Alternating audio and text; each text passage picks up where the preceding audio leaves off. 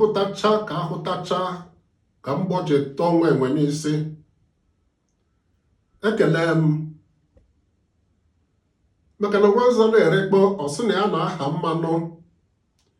Ndị ọkaiwu Peter Obi edelere Kenneth Okonkwo akwụkwọ ịdọ aka na ntị nke kwụọ mmiri mgbe ọ ka nọ n'ọbụ ọkpa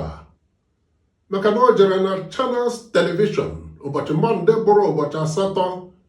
ọnwa 6 afọ 2026 kwuo na Peter Obi gbọdara iwu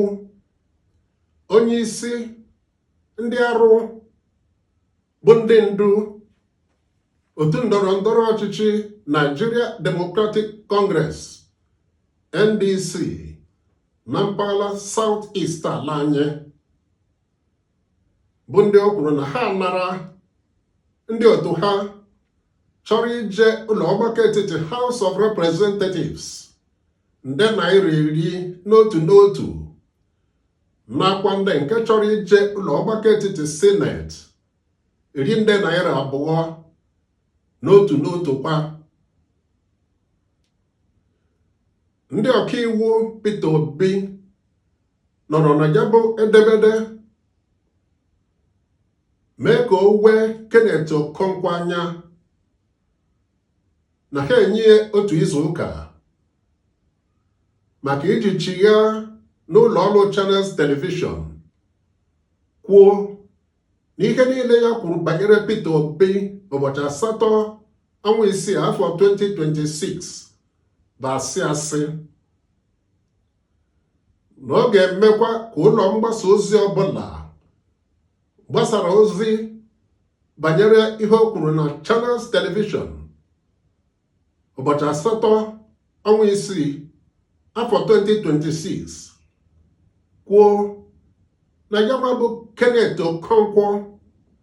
agwala ya kwugharịa ma hụ na o kwugharịrị na ihe ndị o kwuru na Channels Television banyere Peter Obi bụ asị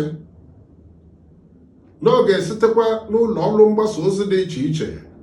rịọ Peter Obi mgbaghara maka imebi aha, na ọ ga-ede ya ede na ya agaghị ebokwa Peter Obi ebubo asị ọzọ. Ya bụ edemere mekwara ka ọ pụta ihe na ọ gata otu izu ụka ma Kenneth Okonkwo emezughị ihe ndị a, na ọ ga-agbara ya akwụkwọ ka o jiri njeri naira 5 tie Peter Obi aka n'obi maka imebi aha ya. Kenneth Okonkwo na onwe ya ekwuola na ya ga-akpa ekwo nkụ na ya bụ okwu nwa anwa pụọ ụlọ ikpe ya gbaa n'anwụ ihe nzu niile ya matara maka Peter Obi n'oge ya bụrụ ọnụ na-ekwuri ya n'oge ndọrọ ndọrọ ọchịchị maka ọkwa onye isi ala n'afọ 2023, na ọ bụrụ na ya bụ okwu apụghị ụlọ ikpe na ọ bụrụ Peter Obi na ndị ọkaiwu ya ihe ihere. Ọ bụ n'ike ọha egbu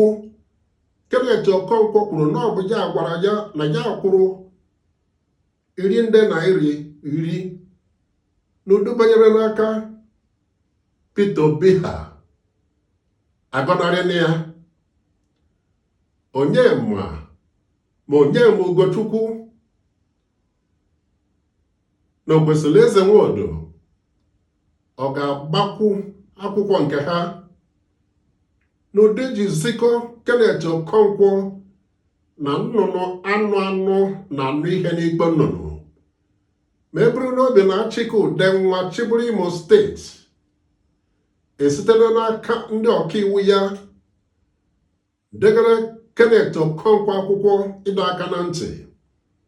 nke kwa ọkwa mmiri mgbe ọ ka nọ n'ọbụ ọkpa na ọ gata otu izu ụka ma o meghị ihe ndị a gụnyere ije n'ụlọ ọrụ Channels Television kwugharịa ihe o kwuru banyere ha na o site n'ụlọ ọrụ mgbasa ozi ndị ọzọ mee ka ha kwugharịa ihe ha kwuru banyere ya bụ ebubo ụgha o bogasịrị ha na Channels Television ụbọchị 8 nke ọnwa 6 afọ 2026 na ọ garakwa ịrịọ ya mgbaghara maka imebi aha ya ma garakwa ide ya ede na ya agaghị ebo ya ebubo ụgha ọzọ na okwu ga-abụzi n'ụlọ ikpe maka iji njeri naira 5 wee tie ya aka n'obi maka imebi aha ya. Dr. Kach Ọnọnuju Kenneth Okonkwo lụrụ ọrụ n'okpuru ya dịka ọnụ kwuchitere Peter Obi akọwala na ebe Peter Obi si Peter Obi asị Kenneth Okonkwo malitere bụ site n'ojije o jere rịọ Peter Obi ka o nye ya ego maka iji kwụọ ụgwọ ụlọ elu duplex na Abuja kwaba na ọtụmasị na Peter Obi kwere ya nkwa inye ya ego maka ụlọ flat nwere ọdịka ọnụ ụlọ dị na 3 na o jiri iwe jekwuru Atiku Abubakar onye hapụkwara inye ya ego maka ụlọ elu duplex nye ya ego maka flat. Ka ọnụma Kenneth Okonkwo kpọrọ ahịa ndụmọdụ anyị nọrọ n'ozi ugwu na nke ndị ala anyị dị iche iche nyere ya ka ọ hapụ Peter Obi aka na Peter Obi jere ya ọfọ na ogwu lara ya na ntị ịkpọ n'ihi na iri nye na-agba abụghị ịgba afụ ọnụ maka na ka ahụtacha ka mmụọ ji tụwa nwa enwe isi kote ebu ọgba ya. Haba m Chukwuma Ogbonna onye ọma ekele maka isonyere anyị n'ozi ugo nke taa ma mee ka amata ka esi hụ ya n'okere like maọbụ comment. Gbaa mbọ ka izigara ya ndị ọzọ.